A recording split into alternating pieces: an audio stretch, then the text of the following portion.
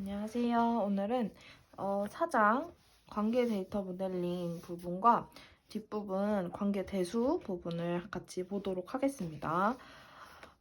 우선 용어부터 나와요. 용어는 릴레이션이 나오죠. 릴레이션이 가장 먼저 나오는데 릴레이션이 뭘까요? 릴레이션은 관계형 데이터베이스에서 정보를 구분해서 저장하는 기본 단위예요. 그래서 얘를 릴레이션이라고 해요. 우리는 테이블이라고 할 수도 있는데 얘가 이제 논리적으로 봤을 때는 데이터베이스에서는 네, 릴레이션이라고 합니다. 얘는 현실 세계의 어떤 개체를 표현하고 저장하는 데 사용해요. 어, 여기에서 이 행, 이게 행이죠. 행은 바로 튜플이라고 하고요. 이렇게 세로 열은 뭘까요? 얘는 애트리뷰트라고 합니다. 얘네들은 다 모두 원자 값을 가져야 돼요. 원자 값이 뭘까요? 원자 값은 더 이상 분해할 수가 없는 거예요. 그러면 예를 들어서 이 각각의 값이 저장되어 있는데 뭐 컴퓨터랑 뭐 다른 전기 이거를 같이 하나에 저장을 할 수 있을까요? 그게 안 된다는 얘기예요. 여기에는 더 이상 분해될 수 없는 데이터가 들어가야 합니다. 그리고 여기 도메인이 있어요. 도메인은 이제 정의를 해줄 때 같이 도메인 정의라고 하는데 도메인의 의미는요. 일단 범위를 의미해요. 예를 들어서 우리가 C 언어 할 때도 변수를 정의해주는 것처럼 데이터 타입을 정의해주잖아요. 근데 여기서도 마찬가지로 학번이라면은 우리가 문자 타입을 저장해야 될까요? 숫자 타입을 저장해야 될까요? 당연히 숫자 타입이겠죠. 그런 것처럼 학번은 지금 문자가 아니고 전체가 다 숫자로 저장되니까 예를 들어서 100번에서 500번 사이의 값을 갖는다. 이런 식으로 도메인에서 값을 저장을 해줍니다. 책에 나오는 도메인 예시가 있었는데요. 네, 이런 식으로 여기 보면은 인티저, 그러니까 DSNO는 뭐 그런 거겠죠? 뭐 넘버겠죠? 그래서 얘는 뭐 학번 이렇게 인티저를 쓰고 네임은 문자를 쓰니까 인티저를 쓰면 안 되겠죠? 차 이렇게 쓰고 캐릭터형을 쓰고 이열도 인티저를 사용하고 숫자니까 depth는 문자열이니까 이것도 캐릭터형을 사용을 해주는 겁니다. 이거 책에서 나왔던 내용인데요. 이제 이 도메인을 정해놨을 때 스튜던트라는 테이블을 이제 릴레이션을 정의를 하잖아요. 그러면 릴레이션 정의를 할 때 여기 속성값을 정의를 하고 도메인 내에 어떤 도메인을 사용할 건지 써줘야 되는데요. 한 도메인은 여러 개의 속성값을 정의를 할 수 있습니다. 그리고 이름도 똑같이 쓸 수 있어요. 그럼 어떻게 구분을 할까요? 구분은 애트리뷰트 이름을 다르게 해가지고 정의를 해줍니다. 네, 그렇고요. 그다음에 이제 릴레이션의 개념이 이제 아까 봤던 요게 애트리뷰트고요. 이 릴레이션을 정의를 해줄 때 릴레이션 스키마라는 개념이 있어요. 릴레이션 스키마가 뭐냐면 스키마는 이렇게 도메인 값과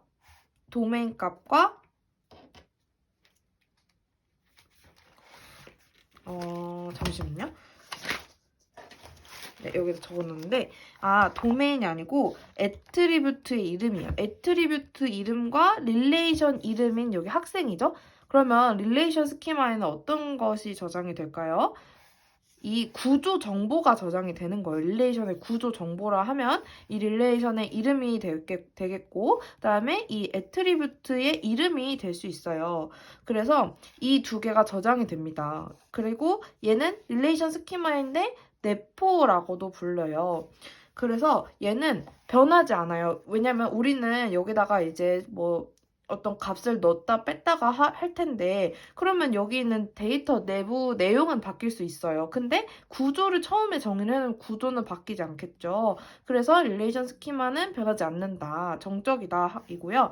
그 다음에 릴레이션 인스턴스는 외연이라고도 해요. 근데 얘는 동적이에요. 왜냐면 여기에 우리가 값을 넣었다가 삭제했다가 갱신도 하고 하기 때문에요. 그래서 얘는 집합이기 때문에 또 순서도 상관이 없다는 특징이 있습니다. 네, 그래서 얘는 릴레이션 스키마고 얘는 인스턴스다 이고요. 그 다음에 릴레이션의 차수라는 개념이 있어요. 차수는 그냥 바로 애트리뷰트의 개수입니다. 그러면 요거는 몇 차일까요? 얘는 지금 4개의 애트리뷰트가 있으니까 4차인 거죠. 그리고 얘는 릴레이션 스키마가 절대 안 바뀐다고 했죠? 그래서 차수도 절대 바뀌지 않습니다. 그리고 카디널리티는 뭘까요? 이 튜플의 개수를 바로 카디널리티라고 해요. 그러면 지금 여기서 카디널리티는 지금 하나, 둘, 셋, 넷, 다섯 줄이기 때문에 얘는 카디널리티가 5가 되겠습니다. 그리고 차수는 절대 바뀌지 않지만 카디널리티는 바뀔 수 있을까요? 네, 맞아요. 바뀔 수 있습니다. 뒤에 또 카디널리티 곱이 나오거든요. 카디션 프로덕트가 나오는데 카디션 프로덕트는 유일하게 다른 연산도 다 나오지만 뭐 합집합, 교집합, 차집합 이런 것들은 무조건 다 차수가 같아야 돼요. 근데 카디션 프로덕트는 차수가 같지 않아도 연산을 할 수 있어요. 이 예를 들어서 이 학생과 과목 번호는 지금 같지 않죠. 지금 이렇게 행수가 같지 않아요. 근데 그래도 곱을 할 수가 있어요. 근데 이게 차수가 다른 건 상관이 없긴 하겠지만 아무튼 이 카디션 프로덕트는 뒤에 또 나오거든요. 근데 얘를 곱셈을 하면은 지금 2개 곱하기 3개가 되잖아요. 그러면은 그대로 6개가 나온다. 그러면은 곱 연산을 하면은 어때요? 지금 이 그림이 나온 이유를 알겠어요. 이거를 곱하면 지금 튜플수는 늘어났죠. 그러면 지금 여기 나오는 카디널리티 수는 늘어날 수 있는데 근데 지금 2개였던 애트리뷰트 수는 바뀌지 않았죠. 역시 똑같이 2개라는 것입니다. 네, 넘어갈게요. 그래서 릴레이션의 특성 있어요. 릴레이션은 우선 수학에서 생각해보면 집합이랑 개념이 굉장히 비슷하기 때문에 그 관련이 있어요. 일단 릴레이션은 이 모든 튜플이 다 상이합니다. 그래서 중복이 될까요? 안 될까요? 안 됩니다. 중복은 안 되고요. 그 다음 두 번째 특징은 순서가 없어요. 우리 집합에도 순서가 바뀐다고 다른 집합인가요? 그런 거 아니죠. 릴레이션도 마찬가지로 순서가 없습니다. 무순서성을 갖고 있고 그 다음에 릴레이션을 구성하는 애트리뷰트 사이에는 순서가 없습니다. 이 애트리뷰트가 서로 순서가 바뀌어서 표시되어 있다고 다른 게 아니라는 거죠. 똑같아요. 그래서 튜플이나 애트리뷰트나 순서가 상관이 없다. 그리고 마지막은 모든 애트리뷰트는 원자값이다. 이건 앞에서도 나왔었죠? 네, 원자값이고요. 그 다음에 여기서 널값이라는 얘기가 나와요. 널값이 뭐냐면 0은 아니고요. 이거는 정확한 뜻은 그 값을 모르는 거예요. 그리고 애트리뷰트가 이제 명세할 수 없다에 가까워요. 그래서 널값도 마찬가지로 원자값이다. 근데 우리가 앞으로 조인 연산이라든지 연산을 조금 하다 보면은 정의할 수 없는 상황이 오기 때문에 그럴 때는 널값 그리고 비워놓기도 합니다. 자, 이 표를 보면요. 얘 표지만 릴레이션을 보면 지금 얘는 우리가 많이 보던 릴레이션인데 얘는 아니죠. 얘는 올바르지 못한 릴레이션이에요. 왜 그럴까요? 네, 우리는 무조건 애트리뷰트가 원자값이어야 된다 했는데 지금 요 애트리뷰트가 과목 성적이 있는데 그 안에 또 2개가 들어있어요. 그래서 튜플의 애트리뷰트는 하나만 있어야 됩니다. 여기 하나만 있어야 돼서 과목 번호 성적이 과목 성적 이렇게 묶이면 안 된다는 거죠. 그리고 이 왼쪽 요 학번도 이런 식으로 묶여놨네요. 100에 413, 2, 412 이런 식으로 2개를 이런 식으로 표시하면 안 된다는 거죠. 원자값으로 표시해야 되기 때문에. 그래서 올바르게 한 정규 릴레이션, 그리고 올바르지 못한 건 비정규 릴레이션이라고 합니다. 자, 그 다음에 여기 관계 데이터베이스에 개념이 나옵니다. 안 잘리죠? 네.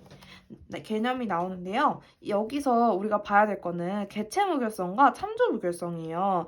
이게 문제를 풀다 보면은 개체, 참조, 키, 도메인 다 나오는데요.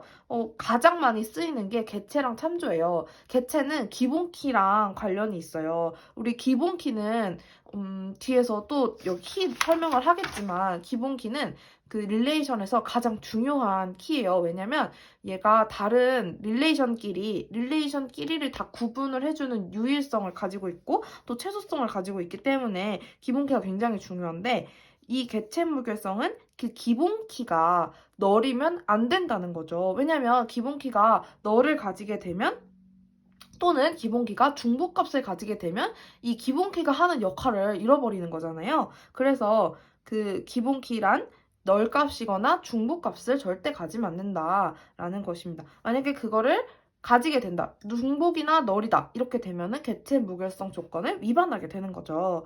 그리고 참조 무결성입니다. 이거는 외래키랑 관련이 있어요. 뒤에 이제 외래키가 또 나올 텐데 얘는 외래키 값은 널이어도 돼요. 널이어도 되는데 외래키는 또 나오겠지만 좀 외부 테이블을 참조하는 키예요. 그래서 내가 누군가를 참조하면은 지금 일단 데이터베이스는 모든 게 다 데이터가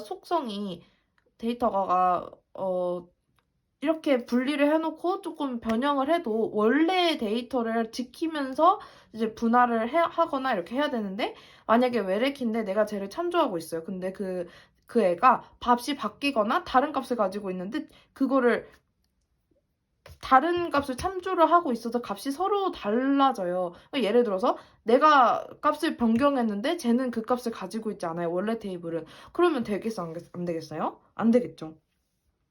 그래서 외래키 값은 아예 널이면 상관이 없는데 그 내가 참조하는 테이블의 기본 키 값과 달라지면 안 된다. 항상 동일해야 된다. 라는 뜻에서 이 참조 무결성 조건이 있습니다. 무결성은 뭐예요? 정확성이잖아요. 그래서 항상 정확해야 된다. 그래서 참조할 때도 내가 걔를 참조하고 있으면은 정확하게 항상 두 개는 동일해야 된다. 라는 의미입니다. 그리고 키 무결성은 개체 무결성이랑 거의 비슷해요. 이거는 뜻은 키 무결성은 최소한 각 릴레이션은 최소한 한 개 이상의 키가 존재해야 된다는 뜻인데 이게 보통 주어지지 않으면은 거의 개체 무결성과 비슷하다고 생각하면 될 것 같아요. 그리고 도메인 무결성은 이거는 제일 간단한 게 뭐 우리가 도메인을 정의를 하잖아요. 근데 그 학번에서 숫자 값을 정해놨는데 갑자기 막 문자가 들어왔어요. 그러면 이건 도메인 무결성 위반이다라고 할 수 있는 겁니다. 자, 키를 이제 배울 텐데 키는 여러 가지 키가 있죠. 조금 헷갈릴 수 있는 개념이지만 간단하게 정리하면은 어렵지 않아요. 자, 기본 키요. 기본 키는요. 가장 중요한 키라고 했죠. 그래서 기본 키는 최소성과 유일성을 만족을 해야 돼요. 일단은 그러면은 제일 위에 있는 게 기본키, 최소성과 유일성을 만족하는 가장 까다롭고 가장 중요한 키라고 생각을 해보면은 제일 밑에 그냥 유일성을 만족하는 키가 있다고 생각해보. 그럼 일단 이런 언어로 말하면 어려우니까 예를 들어서 학번하고 이름이 있잖아요. 여기 릴레이션을 예로 들어보면은 학번하고 이름이 있는데 학번하고 이름이 같이 해가지고 다른 릴레이션들을 다 상이하게 구분해 줄 수 있어요. 그러면 학번하고 이름하고 같이 해가지고 같이 해서 같이 어떤 키가 될 수 있겠죠. 그러면은 얘는 다른 릴레이션의 튜플들을 구분해 주기 때문에 충분히 키가 될 수 있어요. 그러면 얘는 어떤 키일까요? 얘는 슈퍼키예요. 슈퍼키가 될 수 있죠. 슈퍼키가 되는데 왜 기본키가 되지 못할까요? 여기서는 학번이나 이름이 물론 예를 들어서요. 이 학번이 더 작은데 이거 학번만 가지고도 다른 튜플들을 구별할 수 있기 때문에 있게 되면요. 얘는 기본 키가 되는 거예요. 네, 말이 조금 헷갈리게 하는데, 정리를 하자면은 유일성만 만족하는 애가 있어요. 유일성만 만족해요. 그러면 얘는 슈퍼키예요. 유일성만. 그러면 유일성만 만족하면 되기 때문에 이렇게 막 3개를 묶든 4개를 묶든 일단 다른 튜플들을 구별만 해줄 수 있으면 엄청 크고 복잡하고 많이 묶인 키도 상관이 없겠죠. 걔는 다 슈퍼키가 될 수 있는 거예요. 구별만 해주면. 근데 여기서 더 효율적이고 더 작은 걸로도 다른 튜플들을 다 구별을 해줄 수 있는 그런 키가 있을 수 있겠죠, 충분히. 그래서 그 중에서도 최소인 거. 그러니까 예를 들어서 제가 이렇게 3개를 묶어서 다른 튜플들을 구별해줬어요. 그럼 이 3개가 묶인 거는 슈퍼키예요. 근데 그 중에서 하나만 가지고도 하나만 가지고도 다른 튜플들을 구별할 수 있게 됐어요. 그러면 걔네들은 기본 키가 바로 될까요? 바로 되는 건 아니고 기본 키가 될 수 있는 가능성을 가지고 있게 되는 거죠. 그래서 걔네들은 후보 키가 돼요. 왜 걔네들이라고 했냐면 이 하나짜리 애가 여러 개가 있을 수 있어요. 뭐 학번 혼자서만 유일하게 다른 튜플들을 구별할 수 있다. 그러면 얘가 기본키가 되는 게 맞는데 학번도 그렇고 이름도 그렇고 각각 하나짜리가 있을 수 있는 거예요. 하나짜리인데 다른 걸 다 구별할 수 있는 그런 걔네들은 기본키가 될 수 있는 후보군에 든 거죠. 그래서 걔네들은 후보키예요. 후보키에 들어온 애들은 그러면 유일성도 가진 애들이고 그리고 뽑힌 애들이죠. 최소성도 가진 애들이에요. 근데 그 후보군 여러 후보키들 중에서 딱 하나만 기본키가 될 수 있어요. 그래서 그 선택된 하나가 기본키가 되고 그 기본키에 선택되지 못한 후보키들의 나머지 애들 있죠. 걔네들은 뭐 할까요? 걔네들은 언제든 대체할 준비를 하고 있으니까 대체키인 거예요. 네, 그래서 지금 정리를 해보면 유일성만 가지고 있는 애들 3개든 4개든 묶어도 상관없다. 근데 유일만 하면 된다 해서 유일성만 있는 슈퍼키다. 그리고 슈퍼키 중에서도 뭔가 적은 키 가지고서 그러니까 충분히 다른 튜플들을 구별해 줄 수 있는 키들이 있다. 그건 바로 후보키다. 그 후보키 중에서도 선택된 하나는 기본키다. 기본키 외에 후보키 안에서 나머지 선택되지 못한 애들은 바로 대체키다. 입니다. 그리고 외래키가 있어요. 외래키는 아까도 말했지만 참조를 하는 거예요, 키를. 그러면 지금 여기에 나와 있는 이 릴레이션들이 있죠. 그러면 얘네들은 지금 좀 되게 재미있는데 서로가 서로를 참조하는 상황이에요. 왜냐면 이 교수 릴레이션에 교수 번호, 교수 이름, 학과 번호, 직급 이렇게 있죠. 그리고 학과는 학과 번호, 학과 이름, 학과장 교수 번호가 있는데 지금 교수 번호랑 학과장 교수 번호가 뭔가 관계가 있어 보이지 않나요? 그죠? 지금 교수 번호는 교수 릴레이션의 기본키예요. 그리고 학과장 교수 번호가 지금 교수 번호를 지금 참조를 하고 있는 거예요. 그러니까 지금 참조하고 있는 애는 학과 릴레이션의 학과장 교수 번호고 얘가 참조되고 있는 애는 교수 릴레이션의 교수 번호가 되는 거예요. 그러면 어떤 게 외래키일까요? 외래키인 거는 학과장 교수 번호가 외래키가 되는 거죠. 왜냐면 교수 릴레이션의 교수 번호는 거기 교수 릴레이션의 기본키거든요.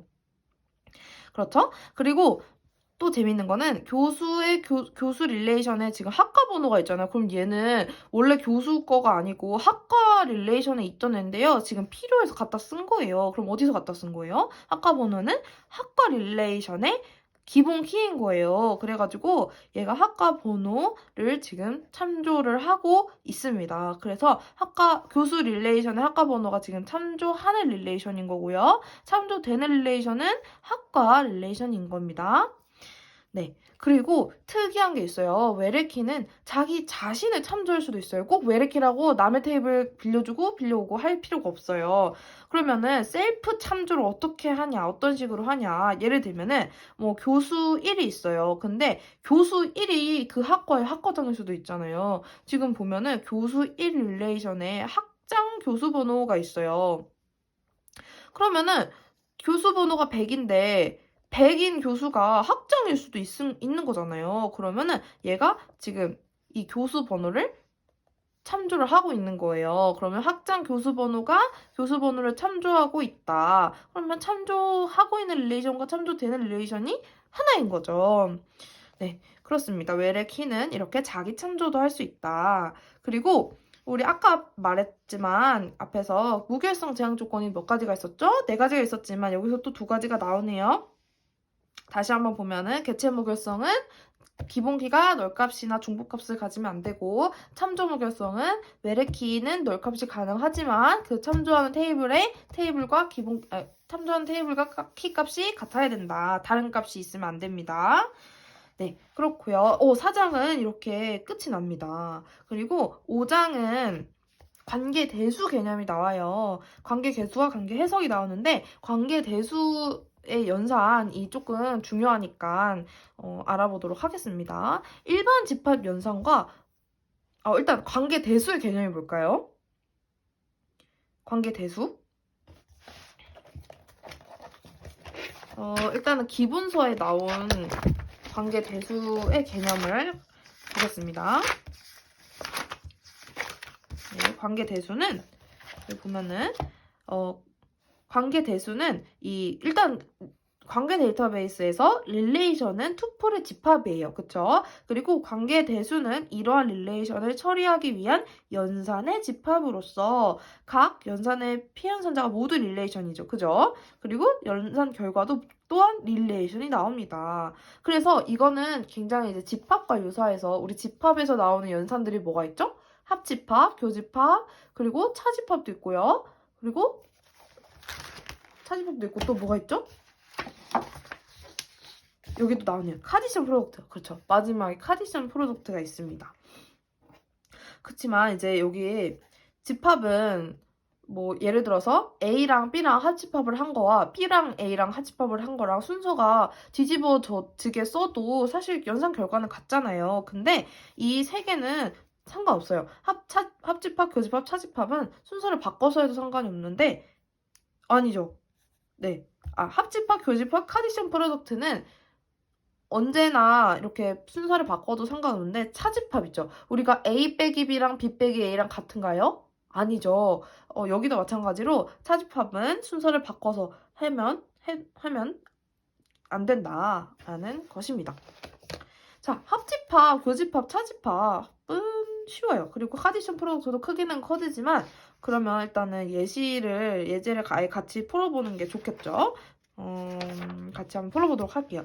우선 그 전에 집합의 연산에는 일반 집합의 연산이 있고 순수 관계 연산이 있는데 지금 말한 수학의 그 집합 연산에 관련된 연산들은 일반 집합 연산자예요. 그리고 뒤에서 예를 들어서 select, project, join이나 division 이렇게 나오는 것들은 다 순수 관계 연산이에요. 지금 수학하고 관련된 거는 좀 우리가 익숙할 수 있는데 select나 project는 조금 익숙하지 않을 수 있으니까 더 연습을 많이 해야 됩니다. 자, 이 예시가 있어서 가지고 와봤어요. 그러면 하나씩 풀어보도록 하겠습니다. 네. 일단은 주어진 릴레이션은 이거고요. 자, 예제 1번부터 볼게요. 위에 납품업자 릴레이션에서 납품업자 릴레이션은 여기 있죠. 납품 번호가 S6, 그리고 김6, 그리고 상태가 30, 소재지가 서울인 납품업자를 삽입을 하래요. 그러면 삽입 어떡하지? 하면은 SQL이랑 헷갈릴 수도 있는데 일단은 일반 집합 연산으로 하라고 했으니까요. 관계 대수로 하라고 했으면 합집합을 사용을 해야 되는 거예요. 그러면 이거 한번 식을 써보도록 하겠습니다. 자, 가장 중요한 거는 여기서 나오는 이런 집합 연산들은 카디션 빼고는 다 같아야 해요. 그 차수가. 그래서 지금 요것도 주어진 게 S6, 김6, 30, 서울. 지금 4개의 애트리뷰트가 주어졌어요. 그죠? 그대로 나와 있습니다. 그러면 합집합을 사용해서 납품업자에 삽입을 하라고 했으니까 납품업자에 합집합을 해줄 겁니다. 그리고 어떤 걸 합집합을 해줍니까? 집합 형식으로 표현을 해주고 그다음에 가로를 해준 다음에 납품 번호 순서도 납품 번호 SU, 그 다음에 그대로 요 릴레이션처럼 해주는 거예요. 형식으로 김6. 지금 따옴표는 숫자가 아닌 이상 무조건 다 써줘야겠죠. 그리고 30, 그 다음에 소재지 서울. 이렇게 입력을 해주면 얘가 여기에 추가가 이렇게 되는 거예요. 아, 추가가 되는 거죠. 그죠? 근데 우선은 여기다가 삽입을 해볼게요. 여기다가. 지금 아직 합집합을 할 때 해줄 거라서 여기다가 그냥 하나의 릴레이션 여기다가 삽입하는 걸로 해볼게요. 그러면 납품업자 S6, 김6, 30, 서울. 네, 여기다가 이런 식으로 입력이 되겠죠. 자, 두 번째 문제. 납품업자 릴레이션에 예제 1의 납품업자 릴레이션을 이거랑 합집합을 해라. 그럼 이거 합집합을 해야 될 때 차수가 다 똑같아야겠죠? 같네 하고 이제 합집합을 연산을 해주면은 합집합이 뭐예요? 얘랑 합치는 거죠? 그래서 그냥 그대로 S1, S2, S3, S4, S5, S6. 그러니까 얘를 여기 밑에다 붙여주면 되고 얘를 여기로 그냥 써주면 되는 거예요. 자, 예제 3은 교집합을 이번에 해보래요. 교집합은 얘랑 한번 해보라는데요. 얘랑 교집합을 어떻게 할까요? 교집합 어떻게 해요? 똑같은 거 찾는 거죠? 지금 S3, 김3, 30 대전. 똑같이 있네요. 그리고 똑같이 있고 4 있고 5 있어요. 6은 없네요. 그러니까 이 세 개를 그대로 여기다 써주면 되겠네요. S3 나머지 그대로, S4 그대로, S5 그대로. 이게 바로 교집합 연산입니다. 자, 그 다음 차집합을 한번 해볼게요.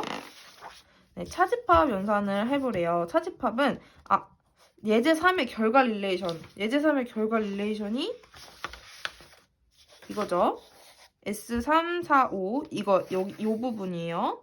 한번 요것만 따로 표시를 해놓을게요. 이게 앞으로도 쓰이기 때문에 네, 이게 결과 릴레이션이에요. 그럼 얘랑 뭐 하래요? 얘랑 납품업자 릴레이션에서 얘를 차집합을 하래요. 그러면 뭘까요? 얘에서 얘를 빼래요. 그러면 3, 4, 5를 빼는 거네요. 그쵸? 얘에서 얘를 빼면은 지금 요거를 빼는 거니까 요만큼을 나가 하는 거니까 두 개만 남겠네요. 그러면은 여기는 S1, S2만 남습니다. 쉽죠? 이거는. 그리고 나머지 똑같이 써주면 되고요. 그 다음 마지막 제일 복잡한 카디션 프로덕트예요. 엄청 많죠. 이거는 뭐랑 하래요? 이거는 필요가 없겠네요. 왜 썼을까요?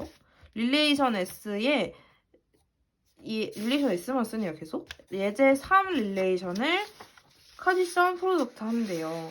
그러면 이거에다가 얘를 카디션 하면은 여러분 몇 개가 나올까요? 일단 개수부터. 지금 하나에서 이렇게 3개씩 출력이 되니까 결국 곱하면 되는 거죠? 하나, 둘, 셋, 넷, 다섯. 5개에 3개 곱하면 총 15칸. 하나, 둘, 셋, 넷, 다섯, 일곱, 여덟, 아홉, 열, 열하나, 열둘, 열세, 열네, 열다. 15칸이겠죠. 그러면 어떻게 써주면 돼요, 여러분? 이 S1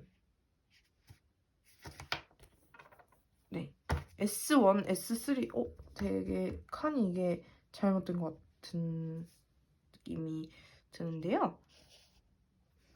카디션 프로덕트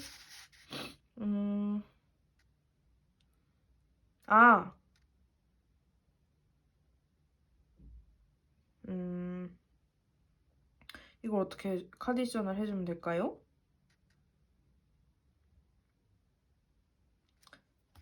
상태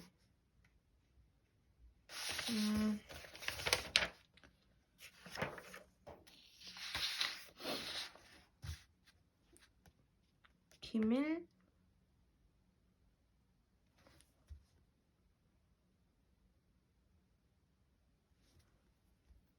상태 소재지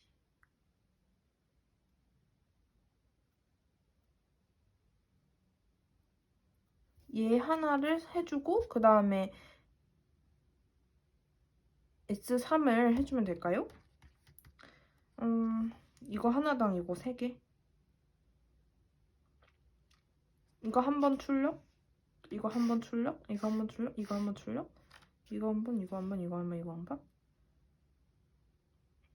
그러면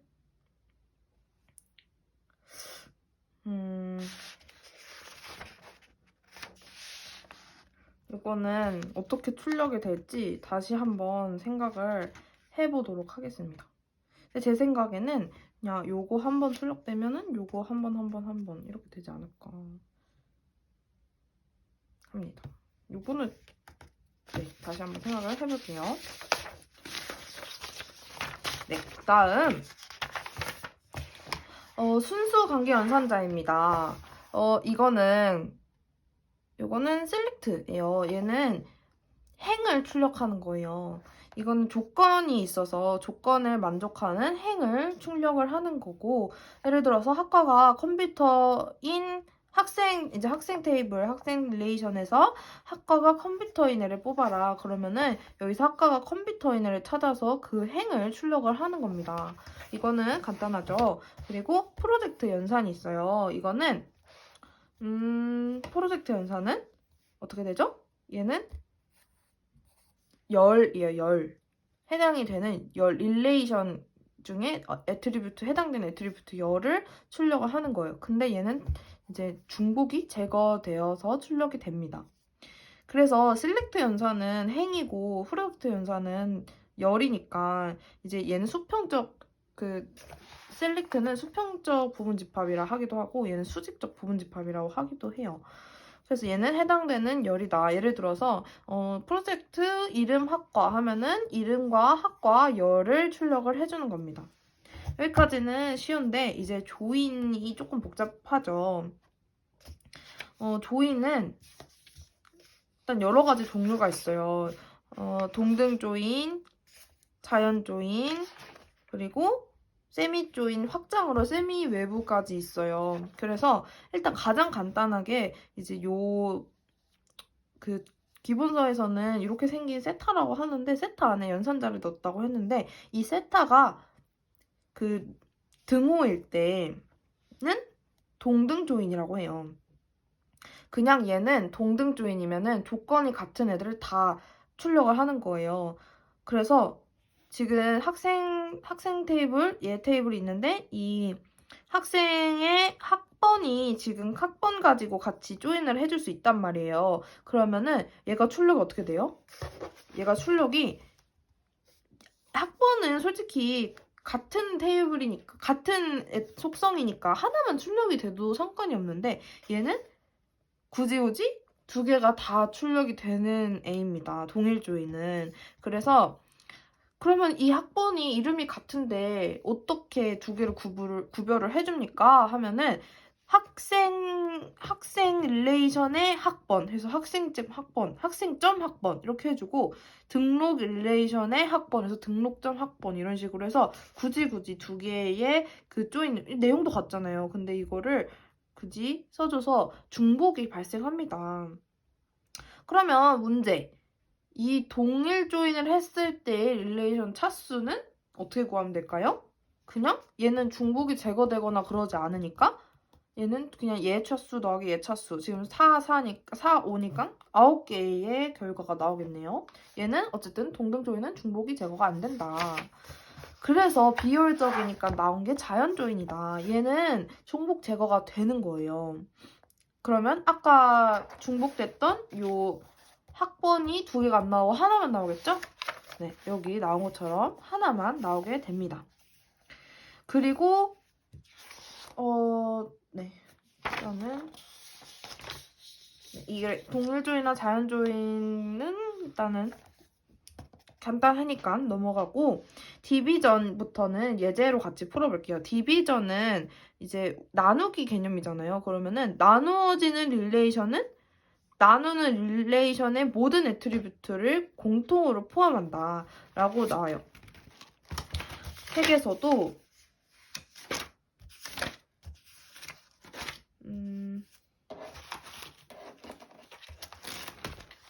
책에서도 이제 여기 R과 RX와 SY의 개념으로 나오는데,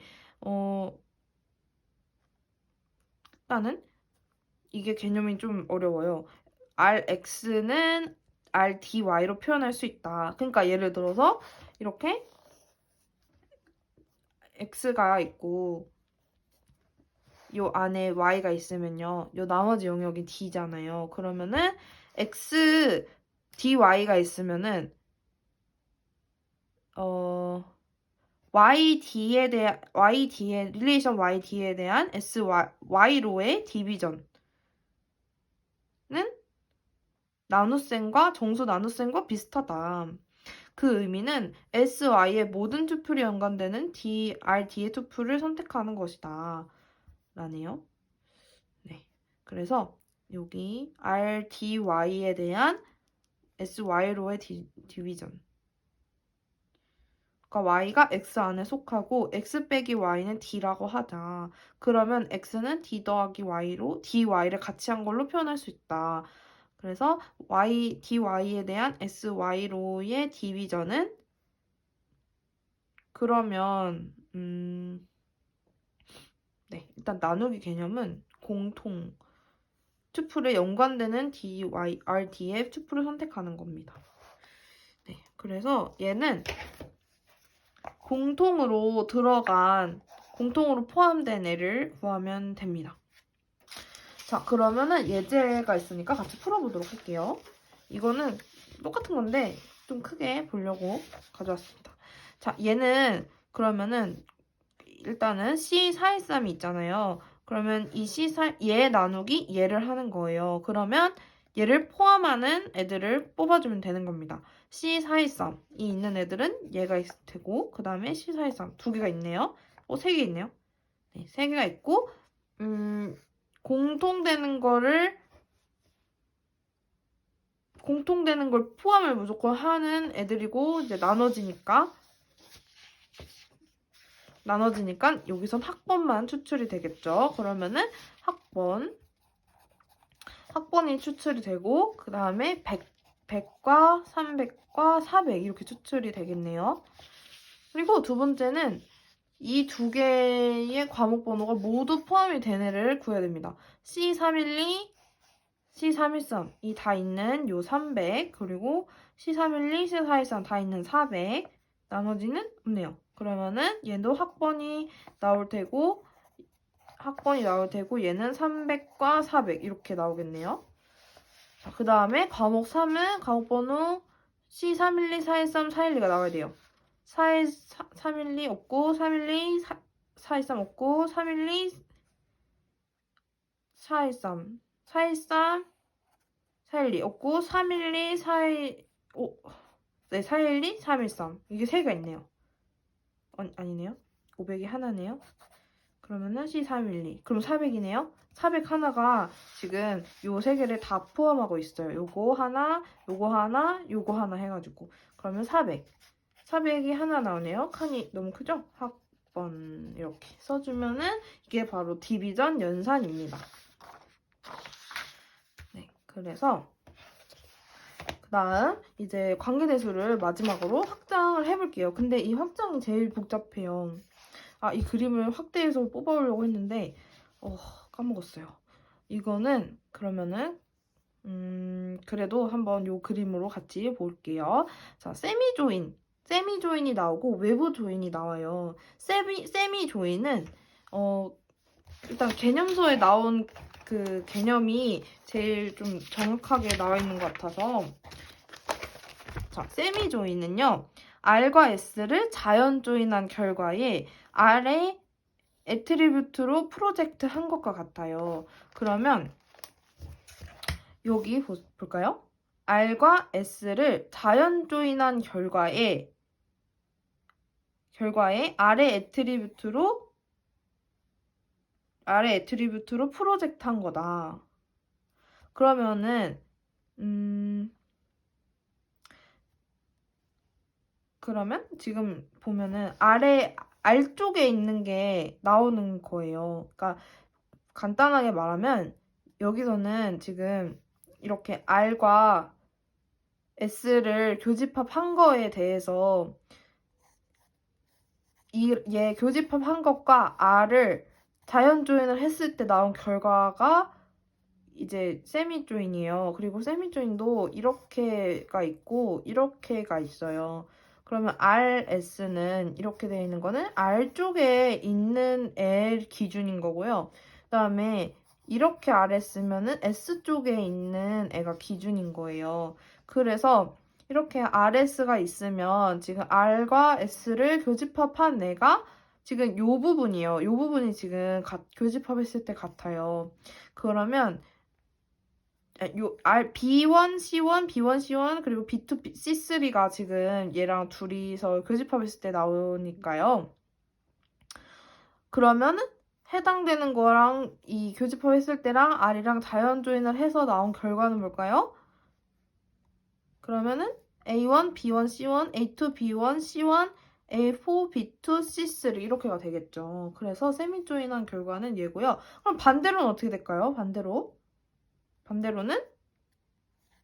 지금 요거 기준이니까 얘는 지금 다 출력이 되겠네요. 그러면은 세미 조인을 가지고 한번 풀어볼게요. 예제를. 네, 이거를 가지고 왔는데 이게 어디를 향한 세미 조인인지는 안 써놨네요. 그 책에 있을 텐데 이게 책 문제인데 책에 있을 텐데 그 기호 표시를 따로 안 해가지고 아마 이거였던 것 같아요. 근데 세미 조인 한번 풀어볼게요. 그러면 자연 조인을 하고 아래 대해서 프로젝트 한 게 맞으니까 그거부터 한번 해볼게요. 두 개를 자연 조인을 하면은 학번을 기준으로 조인을 하기 때문에 학번은 하나만 나오죠? 왜냐면 자연 조인은 중복을 제거를 한 거잖아요? 그러면은 02이니까 02가 지금 두 개네요. 02 이렇게 두 개 되고 01은 하나네요. 그다음에 98도 하나네요. 98 그다음에 99도 하나네요. 근데 01이 두 개네요. 01이 이거 하나 가야 되네요.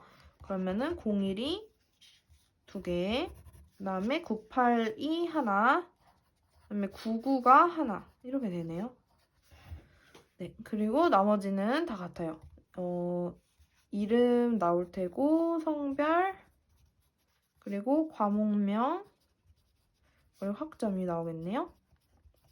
그럼 이름이 홍길동, 김도한, 이순신 이렇게 쓰면 안 되죠. 홍길동 네, 홍길동, 김도한 그리고 김도한, 이순신, 심순애입니다. 네, 남자,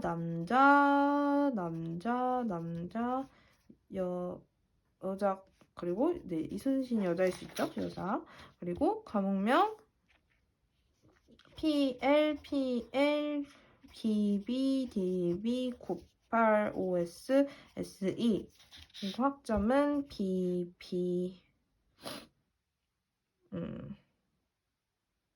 아니죠. 이게 CA죠. CA. 이렇게 실수를 하면 안 됩니다. 완전 난장판이네요. 자, 이렇게 됐습니다. 그리고 CA는 C고, DB는 B고, T는 A, OS는 B, SE는 A. 네, 여기에서 세미가 되려면은 예를 들어서 얘가 R이고 지금 R이고 얘가 S잖아요. 그러면은 R이고 S인데 이렇게 되어 있으면은 이렇게 문제가 나오면은 R의 기준으로 해서 프로젝트를 하면 되고 이렇게 다시 이렇게 S 쪽으로 이렇게 되어 있으면은 S 기준으로 뽑으면 되는 거예요. 그러면은 이렇게 되어 있다고 치고 한번 볼까요? 자연 조인한 거에 이거랑 같이 봤을 때 프로젝트를 겹치는 것만 어떤 게 겹치죠? 02 홍담, 01 김담, 98 이여, 99 심여. 얘는 다 지금 여기 들어있네요. 그러면은 얘는 다 나오는 거예요. 학번, 이름, 성별 02, 01, 98, 99. 그러면은 이거였을 때 한번 볼까요? 얘는 이거 그대로 나오잖아요.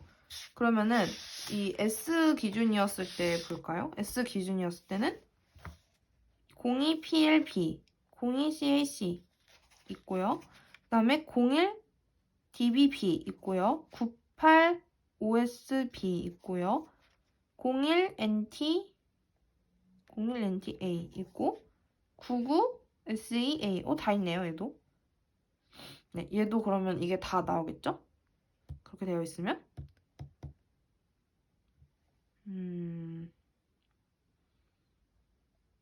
네, 다 있으니까 나오겠네요. 이게 예제가 하나가 더 있으면은 좋을 텐데. 그래서 아무튼 이 세미 조인이란 이렇다는 것입니다. 그리고 외부 조인은요. 외부 조인과 세미 조인이 다른 게 뭘까요? 외부 조인은 한 릴레이션이 어떤 튜플에 조인할 상대 릴레이션 대응하는 튜플이 없는 경우에 이를 제외시키지 않고 널로 만듭니다. 이거는 아까는 이제 프릭션에서 같은 것만 나왔잖아요. 근데 얘는 그냥 원래 같은 것만 나오는 게 아니고 다 나오는 거예요. 그러니까 이게 완전 외부 조인이라고 하면은 이런 A에 선택되지 않은 애들과 R 릴레이션에 선택되지 않은 애들과 S 릴레이션에 선택되지 않은 애들, 조인에 참여 안 하는 애들까지 있죠. 그러면은 참여 못하면은 그냥 비어있는 값도 생기잖아요. 조인이 안 돼서. 그러면은 그 값은 아예 널로 하면서 나는 표시를 하겠다라는 것입니다. 그래서 이 외부 조인은 그냥 보통의 조인을 확장한 개념이라고 할 수 있습니다. 자, 그래서 이 외부 조인도 왼쪽을 기준으로 이제 뽑으면은 왼쪽 외부 조인이고요. 오른쪽을 기준으로 뽑으면은 오른쪽 외부 조인이고, 그거 상관없이 나는 완전 외부 조인 하면은 R과 S에서 조인에 참여하지 못하는 애들까지 다 그냥 나오게 되는 거겠죠? 자, 한번 이것도 한번 풀어볼게요. 이게 어쩌다 보니 같은 예시가 됐네요. 다른 건 줄 알았는데. 자, 릴레이션 R과 S의 왼쪽 외부 조인, 오른쪽 외부 조인, 풀. 이거는 완전 외부 조인입니다. 그러면 얘네들이 지금 조인에 참여할 수 있는 애는 지금 기준은 얘예요. C예요. 그러면 얘네가 지금 기준이니까 얘를 가지고 이제 조인을 해주면 어떻게 돼요? 지금 같은 게 C1밖에 없죠. 그러면 지금 A, B, C, D, E라는 식이 생기겠네요. 그 애트리뷰트가 나와요. 그렇게 되면요. C는 일단 C1은 같은데 원래 같으면 원래 그냥 동등 조인이나 자연 조인 같으면은 얘네만 나와야 정상이잖아요. A1, B1, C1, D1, E1 이렇게만 나오고 나머지는 안 나와야 되는데 얘는 외부 조인이기 때문에 왼쪽 외부 조인은 여기 R의 나머지 얘까지 나오는 거예요. 그럼 어떻게 나올까요? A1, B1 일단은 기본적인 D1, E1까지 나오는데 여기는 뭐가 나올까요? 여기는 얘가 나오는 거예요. 얘가 A2, B2, C2가 나오는데 그러면 얘는 어떻게 해요? 그냥 D2, E2 써주나요? 그런 게 아니고 얘는 조인에 참여하지 않기 때문에 여기는 널이다. 그냥 비워주면 되는 겁니다.